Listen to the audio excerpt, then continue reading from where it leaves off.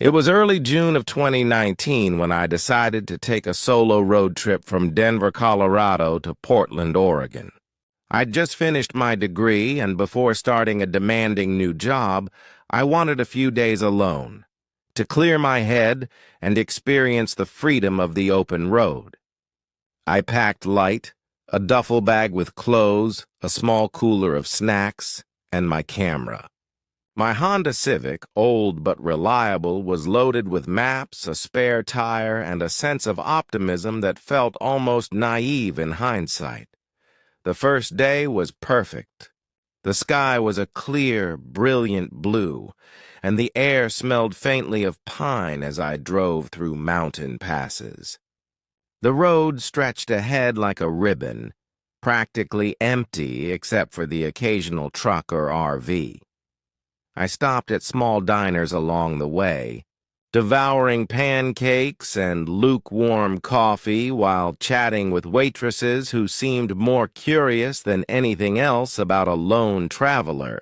I waved at fellow drivers as I passed them, feeling a kind of invincible joy that comes only when you're completely alone and accountable to no one. By late afternoon, I reached a small roadside motel outside Boise. The building looked older than I expected. Faded paint, cracked sidewalks, and a flickering neon sign buzzing faintly. The clerk was polite but quiet, a man whose tired eyes suggested he'd seen far too much at that hour. My room smelled faintly of mildew and old carpet, but I shrugged it off. I showered quickly, changed into comfortable clothes, and went to sleep with the distant hum of the highway outside, thinking everything was perfectly normal. The next morning, I left early, anxious to cover more miles before the sun set. The sky was overcast, promising rain later, but the road ahead seemed endless. About an hour in, I noticed a red pickup truck behind me. At first, I didn't think much of it. People travel the same routes all the time. But after 20 minutes, I realized the truck hadn't moved ahead, nor had it fallen behind. It stayed at the same distance, engine humming steadily as though it were tethered to my car. I shifted lanes. The truck mirrored me. I slowed down. It slowed down. My stomach tightened, a sense of dread creeping in. I tried to convince myself it was a coincidence, that maybe he was just taking the same route, but every instinct screamed that something was wrong. By late afternoon, the truck had not left my side. I could see the driver now, a man, mid-40s, sunglasses on despite the dimming light, expression unreadable. I tried to focus on the scenery, on the music blasting from my playlist, but the tension was unbearable. My hands were gripping the wheel so tightly they hurt. I pulled off at the next rest stop, parking as far from the building as I could. The truck drove past slowly and stopped at the far end of the lot. I felt bile rise in my throat. I debated calling the police, but my phone battery was below 20%, and I was miles from any station. I walked around the car, pretending to stretch, peering nervously at the truck. The man hadn't moved. He wasn't watching traffic or talking on a phone. He was staring at me. My heart hammered, and for the first time that day, I felt truly afraid. I decided to leave. I got back in the car, locked the doors, and pulled out onto the highway. The truck followed immediately. I tried exits, lane changes, and even accelerating, but it persisted.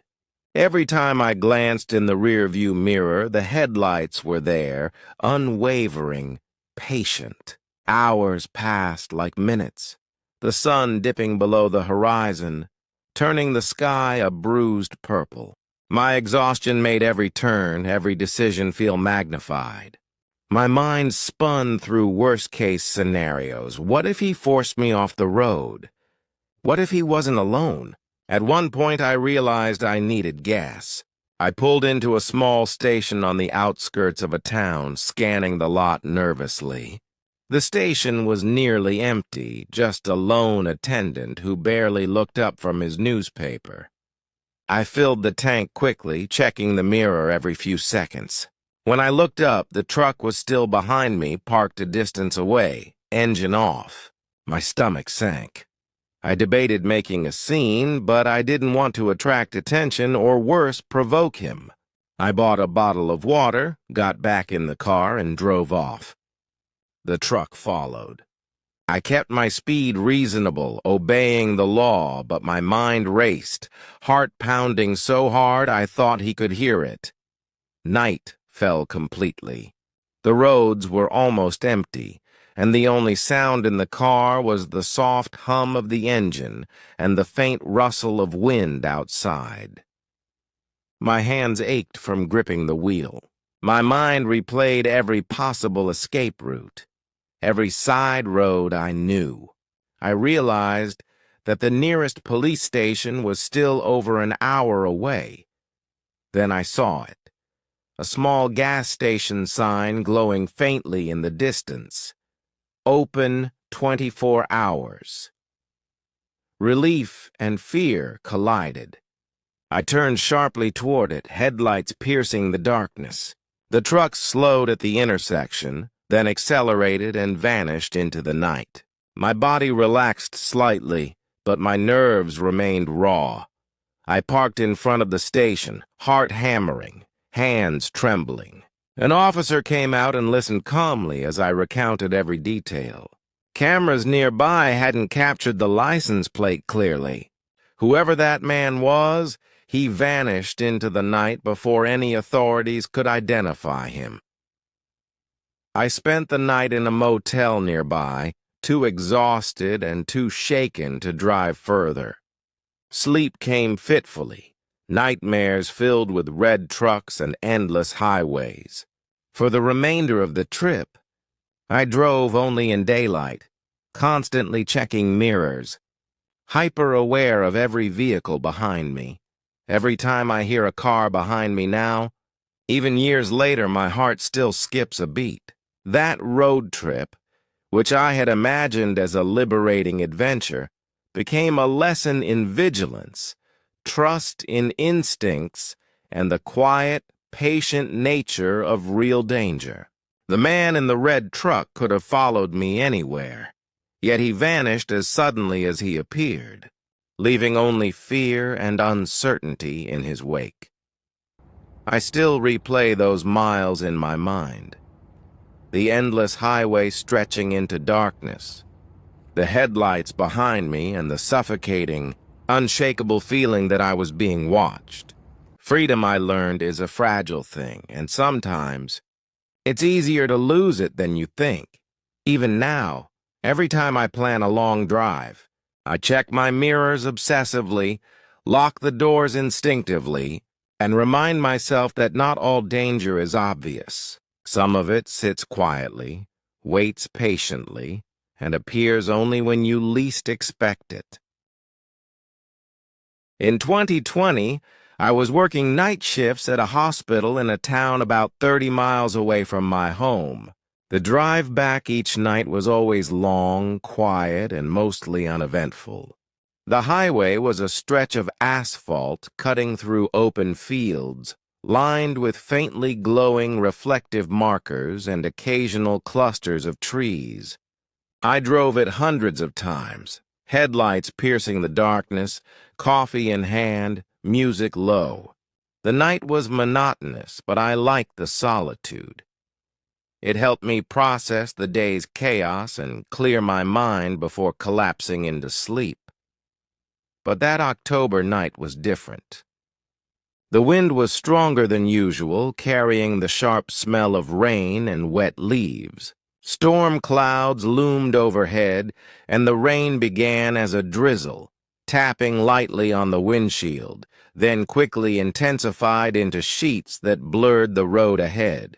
Headlights reflected off slick asphalt, turning the highway into a river of light. Thunder rumbled in the distance, low and menacing. About 10 miles from home, I saw a figure on the shoulder.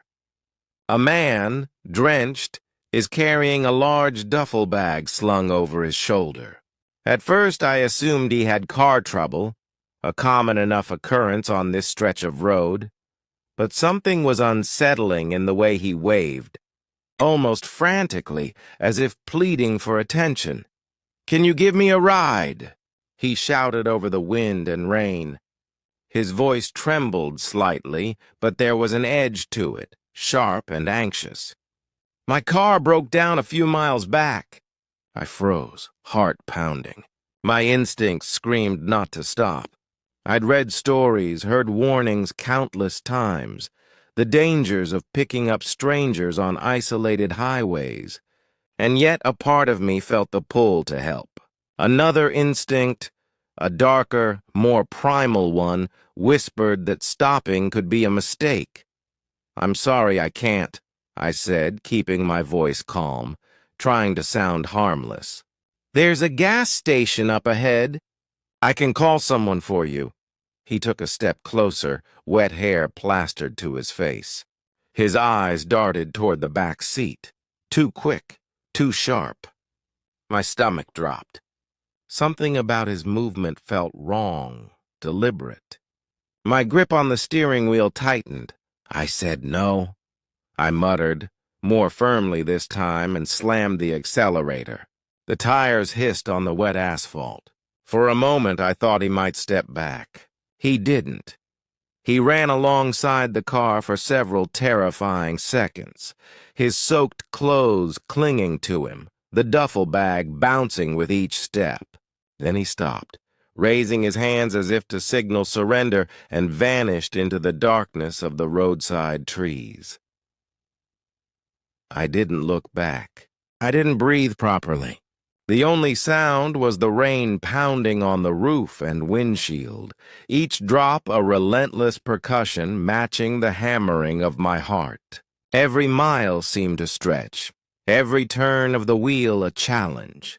My mind replayed the moment, analyzing every possible outcome, wondering what would have happened if I'd hesitated for even a second longer. The gas station I had mentioned finally appeared in the distance. I pulled in quickly, soaked from adrenaline and rain, and parked near the entrance. My hands were trembling, gripping the steering wheel long after the engine was off. I called the local police, describing the man, his bag, and the direction he had disappeared. The dispatcher sounded concerned but calm, asking if I was safe. I nodded, though my voice betrayed my panic. The officers later told me that a hitchhiker matching that description had been arrested in a nearby county. He had attempted carjackings in the past, and several reports had warned about his violent tendencies. The realization hit me hard. For a few minutes on that stormy highway, I had narrowly avoided a potentially life-threatening situation. Even weeks later, the memory haunted me. Driving down that stretch of highway, even in daylight, my hands would sweat, my chest would tighten. Every dark figure on the shoulder triggered the same paralyzing fear. Even a shadow or a tree branch looked like him. The simple act of driving had become a mental gauntlet. Each mile a reminder of vulnerability and mortality.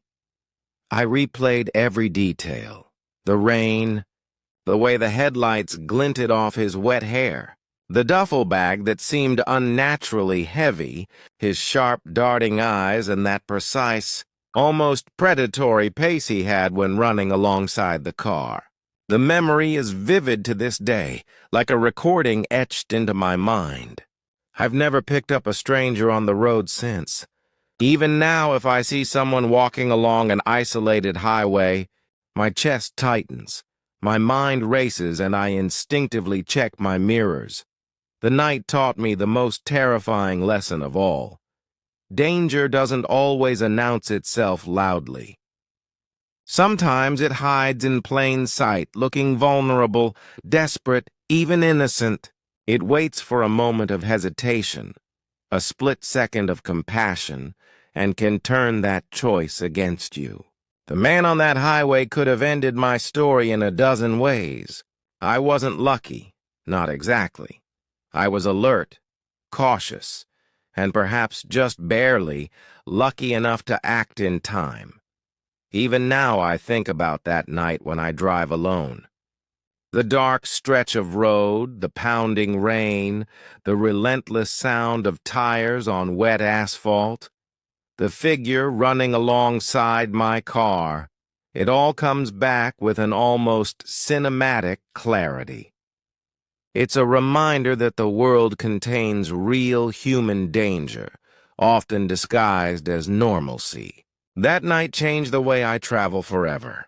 Every isolated highway now feels alive with possibility and threat, and every decision, no matter how small, feels critical. I learned that night that vigilance, intuition, and decisive action can be the difference between returning home safely and becoming another story whispered on the news. Even after all this time, I remember the terror vividly, as if it were happening again right now. A chilling reminder that true horror doesn't need ghosts or monsters. Sometimes it's just a person, a duffel bag, and a dark highway at 2 a.m. It was the summer of 2017 when my friends Luke, Hannah, and I set out from Texas to California for a music festival. We were young, reckless, and brimming with energy, the kind of excitement that makes you feel invincible. The car was packed with sleeping bags, snacks, a cooler of soda, and a playlist that could have kept us awake for days. We left late at night, anticipating a long stretch of dark highways and small towns, laughing at the thought of being on the road until sunrise. Around 2:30 a.m., as the miles blurred together, the gas warning light blinked ominously. We were in the middle of the desert, surrounded by nothing but faint silhouettes of mesas and cacti against the night sky. The GPS showed a gas station about 12 miles ahead. 12 miles of darkness, of isolation, with no signs of civilization in between. We joked nervously about how sketchy it might be, but exhaustion and the need for fuel won over common sense. When we arrived, the station seemed almost unreal. A single flickering fluorescent light hung over the pumps, casting long, wavering shadows across the cracked asphalt. The paint on the building was peeling, and the windows were dusty, almost opaque. My first thought was, "Is this place even open?" Luke got out to pump the gas while Hannah and I stepped inside. The air was stale, a mix of dust, mildew, and something I couldn't identify. The shelves were nearly empty. Just a few canned goods, some candy bars, and bottled water. Behind the counter stood an old man. His glasses were thick, his hair gray and unkempt, and his face was lined with age. He didn't smile, didn't greet us, just stared. I felt a chill. I grabbed a couple of water bottles and snacks, avoiding eye contact. When I went to pay, the man's voice was slow, gravelly, and calm in a way that made me uneasy. "Traveling far tonight?" he asked. "Yes, just passing through," I replied, trying to sound normal, to mask the fear that was already creeping into my chest. "Careful past here," he said, his words dragging unnaturally. "Roads get lonely?" I laughed nervously, hoping he would take the hint and let us leave. But his gaze lingered far too long, and I felt the air grow heavier. I grabbed our bags and stepped back into the night. That's when I noticed it. A black van parked near the pumps, its side doors slightly ajar. Shadows moved inside. Luke hadn't noticed yet. Absorbed in securing the gas cap, I whispered to him, and his face turned pale. The neon sign above us flickered violently, buzzing with electricity. Then suddenly the lights went out entirely. Darkness swallowed the lot. My stomach dropped. A flashlight beam suddenly cut across the lot from the shadow of the station building. The old man emerged from inside, holding the flashlight, sweeping it slowly across the cars. Behind him, a tall figure appeared from the black van. Its movements were slow, deliberate, almost predatory. We couldn't see a face, only a vague silhouette, a shape that seemed to glide rather than walk. Panic surged. I shouted for Luke, who jumped into the driver's seat, fumbling with the keys. Hannah dove into the passenger seat. I slammed the door and locked it. The van didn't move immediately. The figure paused, then stepped to the side, motionless. The old man's flashlight beam continued to sweep across the lot, illuminating only fleeting glimpses of the shadowy figure before it disappeared behind a pump.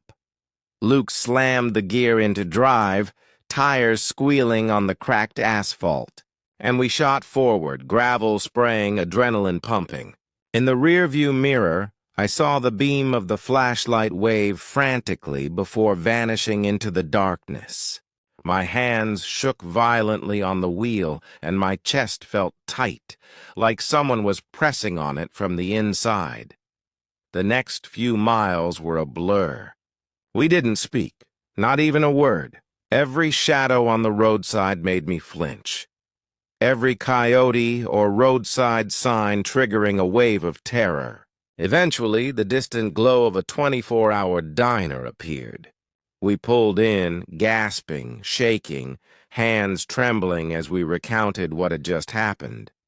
The waitress, a young woman with tired eyes, nodded slowly as we told the story. Her expression went pale. "You were lucky," she said quietly. "That station has been abandoned for years. People stop in there at night. They've disappeared before. Robbed, sometimes worse. Nobody goes there after dark. We stayed in that town the rest of the night, refusing to drive any further until sunrise. Even then, the journey felt different. The desert, once wide and inviting, now felt ominous. Every shadow, every flicker of light seemed dangerous. I found myself gripping the wheel tightly, scanning every empty stretch of road, every gas station, every darkened building along the way. The experience left a mark. The thrill of the road trip was gone, replaced by a constant awareness that danger can wait in plain sight, in places that seem harmless. That night taught me to trust my instincts and never to ignore the subtle warnings of a gut feeling. Something as simple as a flickering light, a lone figure, or a silent, abandoned station can be the difference between safety and a terrifying encounter. Even now, years later, the image of that black van and the shadowy figure haunts me. I replay the scene in my mind, the flashlight sweeping across the lot, the way the figure moved, the way silence stretched, thick and suffocating between every sound. Every time I drive late at night, that memory returns, a constant reminder that horror doesn't always scream. Sometimes it waits, patient and still, until it has your full attention. The desert has a way of amplifying fear. At night, every small sound seems enormous. The wind can sound like whispers. A lone car feels like a predator. And I learned, painfully, that not all warnings are obvious. Some sit quietly in the shadows, waiting for a single mistake, a single moment of hesitation, and then they strike. We never returned to that desert. We never spoke much of it on the drive home, but the memory lingered. That abandoned gas station, the old man, the black van, they became a constant gnawing reminder that danger is not always visible, that not all horror is supernatural, and that being young, reckless, and trusting of strangers can almost cost you everything,